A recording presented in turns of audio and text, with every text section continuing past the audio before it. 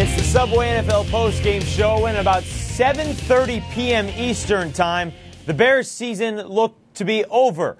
At about 8 o'clock p.m. Eastern, where we're sitting right now, 7 o'clock in Chicago, I still don't know why the Broncos kicked to Devin Hester. Chicago 37-34 victory. The Bears 17 unanswered points the last 8:58 of the ball game. Hey, how are you, folks? Jason Horwitz, NFL.com's Pat Kerwin, CBS Sports' Charlie Casserly. And, guys, 17 unanswered points. The Bears basically saved their season. You look at the fact that Chicago did not have one first down in the third quarter, yet scored 2 touchdowns thanks to Devin Hester. And, Charlie, we talked about this all game. You talked about it on the NFL Today, kickoff returns, punt returns, and obviously Devin Hester led the way going into that segment. Why? I mean, you can't explain it. There's no. If Denver doesn't give the ball to Hester at all in this game, there's no way Denver loses this football game. No, it's true, and I'm sure Mike Shanahan's going to have to answer that question all week long on why he did it.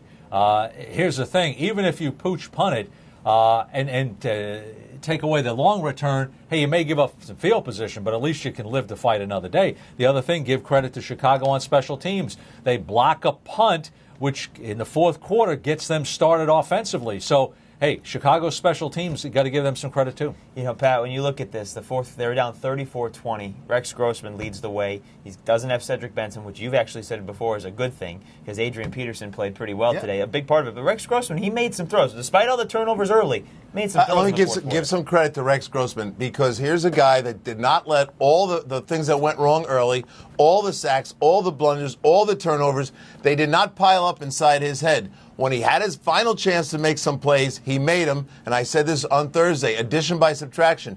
Adrian Peterson brings a different temperament to their running game, a different level of confidence. I thought he did a nice job. And the throw down the end to Clark was a terrific throw. Grossman, you know, he is who he is. And today, one time, he delivered. Yeah, he did deliver, and Greg Gumbel, I thought, made a great point about how Adrian Peterson pushed the pile, and that also got him a touchdown as well, the throw to Desmond Clark in overtime. Now, on the other side of this, you talked about what Mike Shanahan's going to have to answer this week as far as why Todd Sauerbrunn was kicking to Devin Hester.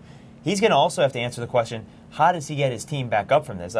This is a very tough loss for Denver to handle, Charlie. Well, it is, but he's been here already this year. They got blown out by Detroit. They got blown out by San Diego. So they've had this kind of a season. Now, again, I think you got a guy there that's won a couple Super Bowls. I mean, I think he'll rally the troops and bring them back. I think that the positive is Andre Hall made some plays for him in the running game, and really they're pretty deleted at running back. Jay Cutler, he struggled early, but he made some plays at the end of the game. Randall Marshall made some plays. So I think they got enough positives to build on, and the fact that they can look at it and say, you know what, we're not playing Devin Hester next week. That may be the most motivating factor they got. There it is. So that is a key point. So that's big picture for Denver.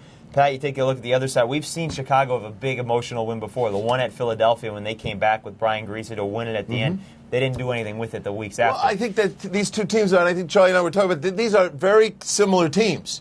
They're emotional highs and emotional lows. They can come back next week and both play well. They can come back and lay an egg.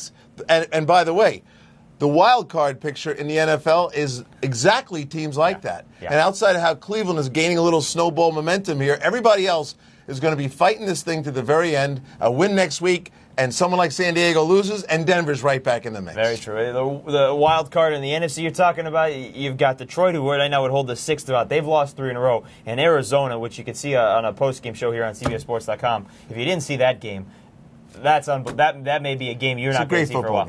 What a way to end the day here, folks. No, not at all. Folks, for plenty more in Week 12, be sure to stay with CBSSports.com. Watch everything else all over the CBS Audience Network. For Pat Kerwin and Charlie Casserly, I'm Jason Horwitz, and I can guarantee you the Giants will not be kicking to Devin Hester next week. Or maybe not wrong, and maybe they will try their luck with Devin Hester.